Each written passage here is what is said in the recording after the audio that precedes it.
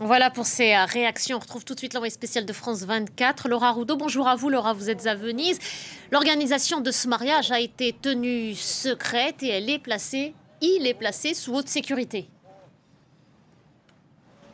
Oui, exactement. C'est un mariage hors norme. Le couple de milliardaires américains a réservé 5 hôtels et palaces ici à Venise pour les quelques 200 invités. Des invités de marque qui arrivent progressivement depuis hier soir dans la Cité des Doges. Certains viennent en jet privé. Selon le quotidien Il Corriere della Sera, 95 jets privés ont été autorisés à atterrir à l'aéroport de Venise ce week-end.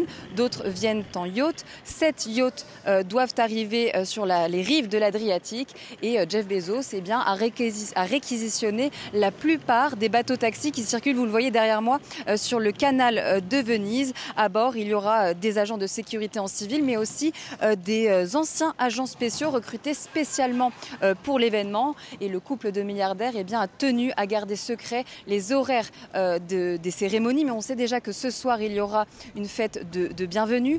Demain, samedi, le couple se dira oui sur la célèbre île San Giorgio Maggiore en pleine lagune. C'est de là également que seront tirés des feux d'artifice dans la baie Saint-Marc. Et samedi, Lady Gaga animera une fête très VIP donc à l'Arsenal, une forteresse militaire isolée et donc très sécurisée car il est impossible d'y accéder. Ça fait donc beaucoup de monde, beaucoup de bruit aussi, Laura, à Venise qui va perdre de sa tranquillité. On l'a entendu juste avant de vous retrouver, ça fait grincer des dents tout ça.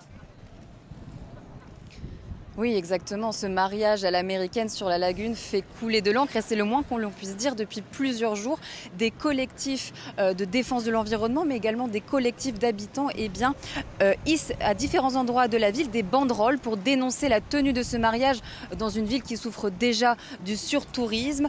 Des collectifs qui dénoncent également le coût exorbitant de ce mariage, car le patron d'Amazon aurait investi près de 15 millions d'euros pour son union. Et ça ne passe pas pour les habitants de Venise, mais également pour les collectifs de défense de l'environnement. Il n'y a pas de place pour Bezos, c'est le nom d'un de ces collectifs.